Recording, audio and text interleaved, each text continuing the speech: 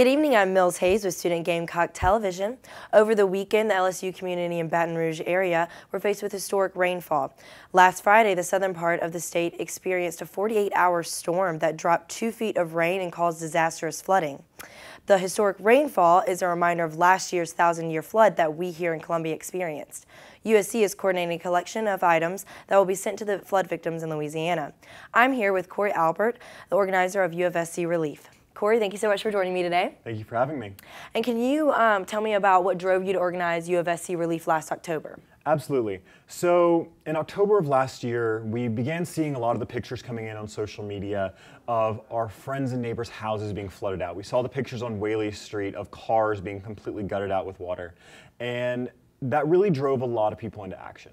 But a lot of the problem was the volunteer signups took way too long. It was a 2-day process for certain organizations, a 5-day process for others. So we created a 4-question document and I put it on my Facebooks asking a couple people to sign up. The next morning there were 500 and the morning after that there were 2,000. To this day there are about 5,000 people actively signed up in that process. And so it became a group that was really interested and invested in helping out their own community. So it really showed how much USC wants to give back to our own community, and we want to give back to those around us.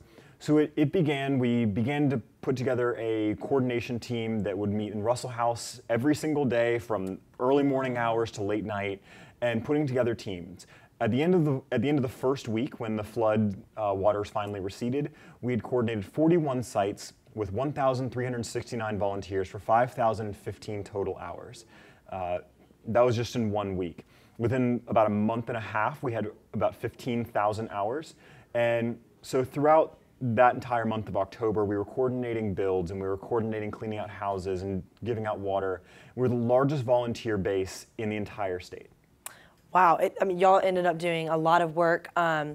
Can you tell me how you think that our flood in October affected our community as well as the Columbia community? Absolutely. So at USC, I think we now have an entire generation of students who have that hands-on practical experience in whatever they're studying. So we now have an entire cohort of nursing students who have hands-on experience in triage and in dealing with on-the-ground situations. We have students in communications and in writing who help write press releases that we actually used in flood relief. We have students who understand what it means to be a part of a community. We have students who now understand that beyond what we do in the classroom, our mission here as a university is to build citizens, and that's exactly what people did here. So I think that really affected this community, and that built a community that's going to last for another generation, because people here have seen that, and those stories will pass on of the time my friend did 20 hours of volunteer service, and that helped move things on. And then the outside community, I think the community at large saw how much USC cares about the community around it and how much that Carolina really can change everything in this community. We had the largest volunteer corps. We were the hub of everything that was happening for flood relief right here on campus. And I think that's a powerful statement, and I think that's something that the outside community can see USC as separated a little bit off on Sumter Street, just down on in our own bubble. And I think that showed that those lines don't really exist. When there's a problem, we are going to step up with every single part and every single member that we have to make sure that everyone in this community is okay. Right, and can you tell me about how LSU, how they helped us last year when we were going through the flood and all of the disastrous outcomes of it? Yes, so as you might remember, whenever we had our flood here, the next week we were supposed to play Louisiana State. So that game was supposed to be at Williams-Brice. But because of the safety conditions and because of the drain on resources that a football game takes, having 100,000 people around that site at any given time, the athletic department decided to move the game down to LSU, down to Death Valley. And because of that, LSU decided they were going to donate all the proceeds from the game. So they took the operating money, obviously that needed to go to them, but then every other dime that came into that game came straight here to Columbia. Beyond that, they asked for donations at the stadium, both physical material, so canned food, things like that, as well as money from the Red Cross, which came directly into our community. And all of that came back directly after our game. So they really galvanized a lot of support, and they were in touch with us every step of the way because that's a community that has gone through these things. That's a community that in 2004 went through Katrina, that gets hit by floods and by hurricanes year after year, but still poured out their heart and souls to make sure that we were okay. And that was something that was very important to us in 2015 whenever we were going through the biggest crisis this city's ever faced, and that a community 1,000 miles away was giving everything they could to make sure that we were safe and that we were okay. And you say, so since the LSU community, since they helped us so much whenever we were going through ours, what do you think it is that we owe, like, how are we showing them that we care and that we're responding to their flood? I think very literally, we're taking some of the gifts that were given to us and giving them on to the next community that's facing this trouble.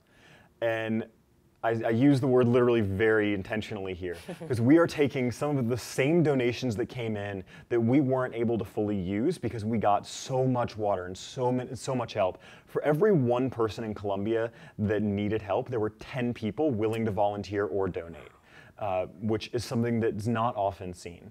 So we are now able to take those donations, take those supplies, and take whatever we have that we can afford to distribute, and we're sending that down to Baton Rouge.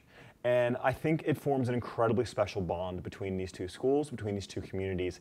And I think whenever you see those two teams play, and whenever you see our two communities come together, it's always going to be something special. It's more now than just an athletic rivalry. It's something that's really important, that's really a part of the fabric of both communities, and there's now a bridge between us where whenever we needed help, they were there for us, and right now it's our turn to help.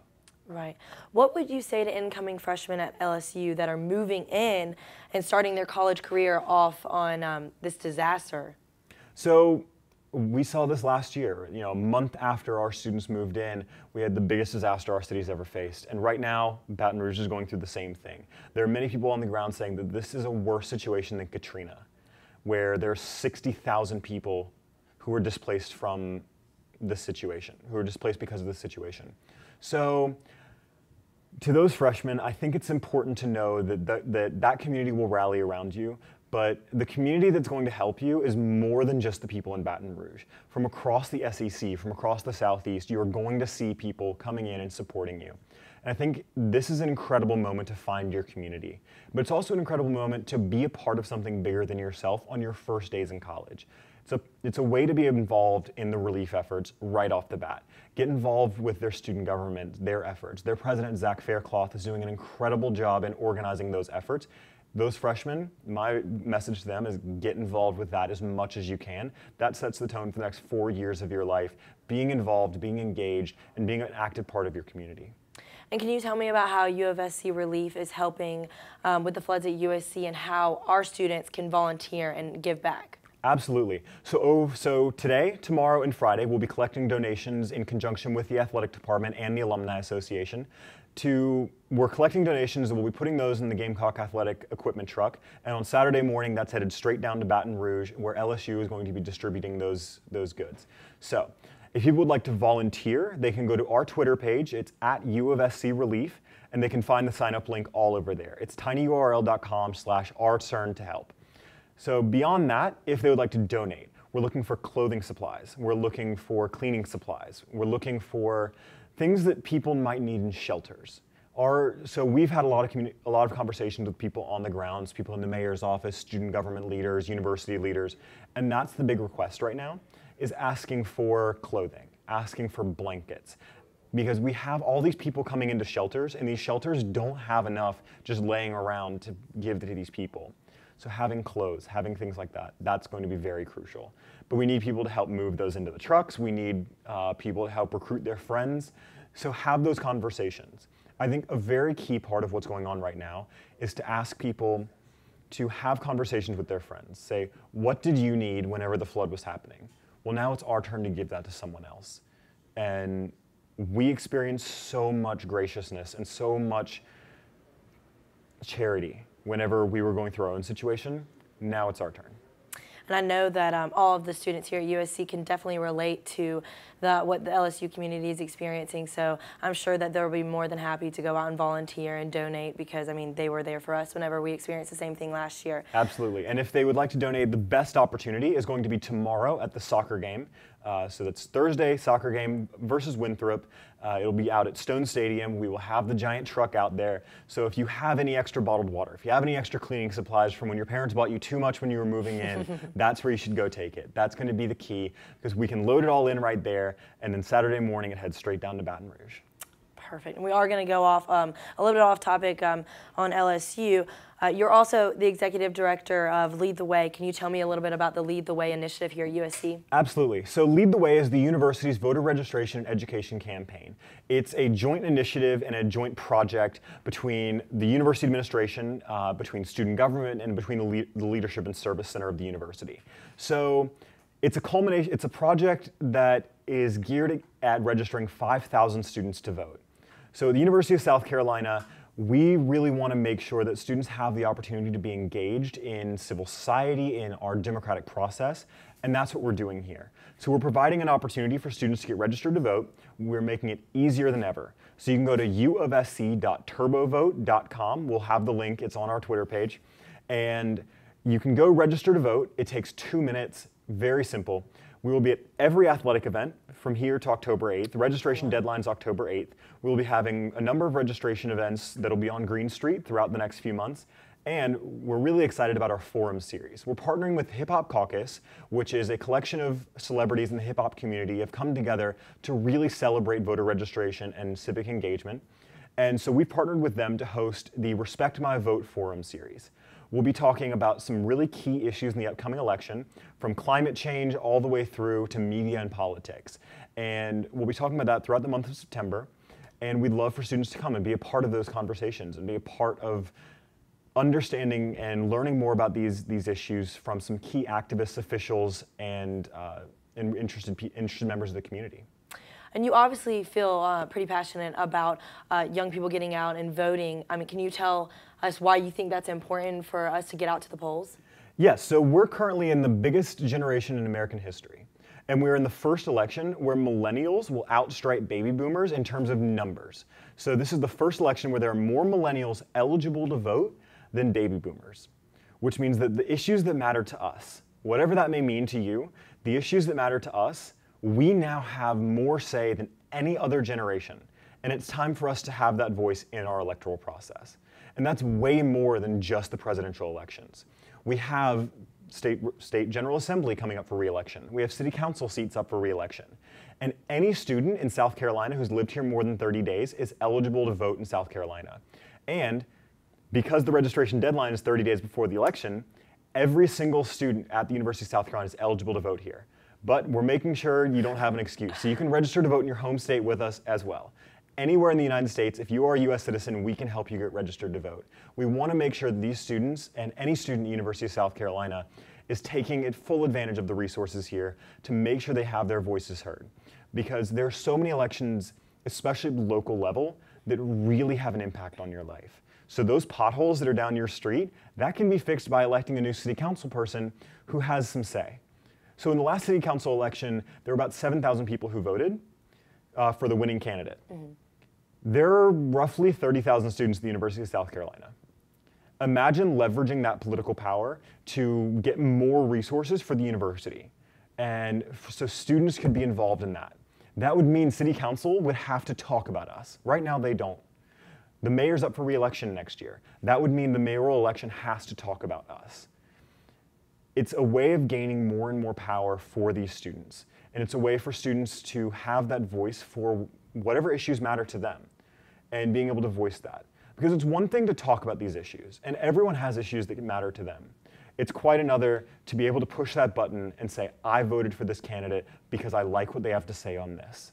And we're trying to empower every single student at this university to be a part of that. Well, this presidential election is unlike any other. What would you say to students who are feeling hopeless, about the two candidates that we have this year? So I think no matter which or if any candidate you support, it's important to go out and vote. If there is only one issue that you really care about, that one candidate's a little bit better than the other on, you need to express that opinion. So while we may have some people may have preferred candidates, some people may be really gung-ho for one candidate or another, even if you're a little bit more ambivalent than some others, do your research. Find out if there's one issue that you really care about, and if one candidate's talking more about that than another. And it's important to go out and have your voice heard. Or, on the flip side, if there's something that you really don't like one candidate saying, it's worth looking at the other candidates as well. Because it's very likely someone else could be saying just the opposite. But there's no excuse for not voting. Not voting simply means that that you're giving away your right to have a voice in what's going on in our country. And being involved in your democratic process, that is our right, but it's also a privilege that we have in the US. There are so few people around the world who get to really have a say in their elections, and we're very lucky to be able to do that here, and we need to be able to take full advantage of that. And we're really lucky. Lead the Way is a completely nonpartisan initiative, but it's built on balance. So every step down the way, we understand the partisan divide, and at every point, we'll be able to answer questions from both sides. And we'll be able to answer questions and provide opportunities for people to learn about these issues. And if people want to learn more about specific issues, we're happy to help put that together. So if anyone has any issues, if anyone has anything they care about, research that, find out more about it, or even contact us. It's leadtheway@sc.edu. We're happy to answer any questions about registering to vote or anything like that. And one additional thing that we have that we're really excited about, we're partnering with the Richland County Board of Elections. So any student who doesn't have an ID, which is required to vote in the state of South Carolina, can get it for free at the University of South Carolina. We'll be printing those on campus. Wow. Any student who wants it, we're more than happy to make that happen. So there are no excuses for not voting. We're handling every single step of the way, from answering any questions you have on any candidate, all the way through to getting you to the polls. We'll be working with student government to get some buses to the polls to make sure you can have your voice heard. Wow, this is definitely a huge initiative. Last question, if students want to get involved with the Lead the Way initiative, how can they go about doing that? Absolutely. So tomorrow we'll be having our first registration event on Green Street. So come out, find us, and have a conversation. We will have our staff on board, and they will be able to answer questions on that. But please email us. It's leadtheway, so leadtheway @sc.edu. That email comes right to the staff, and we can answer any questions you have. We would love to have anyone who's interested in being involved in this project. It's an incredible way to get involved, and it goes all throughout the university at all 8 campuses across our entire system. Okay, perfect. Thank you so much for sitting down with me today. Thank you.